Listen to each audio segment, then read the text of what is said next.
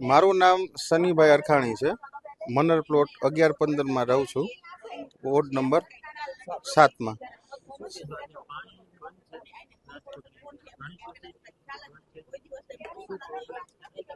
સાહેબ, આશરે 5 થી 7 વર્ષ દરમિયાન અમારે પાણીની કટોતી ઉનાળામાં તો હતી જ, પણ આ વર્ષ દરમિયાન શિયાળામાં પણ પાણીની તકલીફો પડી છે। હજી 1 કલાક પહેલાં જ અમારે ત્યાંથી પાણીના ટેન્કર અમારા ફ્લેટમાં અમે રાખીએ છીએ। દરરોજના 2 થી 3 ટેન્કરનું આશરે અમારે વપરાશ છે। છતાંય આરએમસીના પાણીની અમને આશા હોય, કારણ કે અમે એમના વેરા ભરીએ છીએ અને સમયસર ભરીએ છીએ। એવું નથી કે સમયસર નથી ભરતા। એટલે પાણીની સમસ્યા એવી છે કે પાણી નથી આવતા ઘણી બધી સમસ્યા છે કે સવારના ઉઠી અને રાતના સૂતા સુધીની સમસ્યા બહુ ખરાબ રહે છે।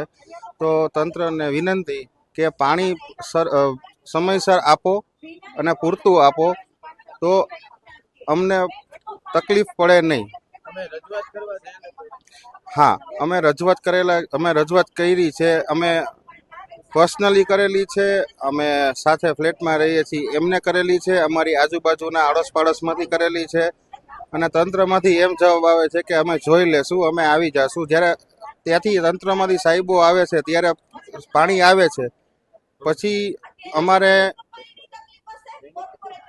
એ લોકો 2 થી 4 દિવસની અંદર સરસ ફોર્સ આવી જાય છે, વાંધો નથી, પણ પછી પાછળના જે સમય દરમિયાનમાં પાણી પાછું હતું એ ન્યાત થાય છે, અને અહીંયા મિક્સ પાણી પણ આવે છે।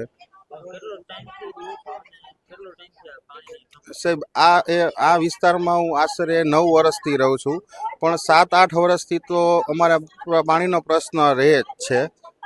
એટલે અમે લોકો 15 પાણીની લાઈન નખાવેલી છે। 15। જી સાહેબ, અમારે દરરોજના આશરેના 2 થી 3 ટેન્કર મંગાવવા પડે છે। સવારના હોય છે, બપોર દરમિયાન હોય છે અને સાંજ દરમિયાન હોય છે। સાહેબ, અમારી માંગ એટલી જ છે કે આરએમસી અમને સમયસર જે એમનો ટાઈમ હશે એના પ્રમાણે અમને પ્રોપર સારું અને સ્વસ્થ પાણી આપે તો અમારી તંદુરસ્તી એમના હાથમાં જ છે। તો અમારી સેહત રાજકોટ વાસીઓનું એક જ અમારી અપીલ છે કે અમને પાણી સારું અને વધારે આપે તો અમને વાંધો ન આવે।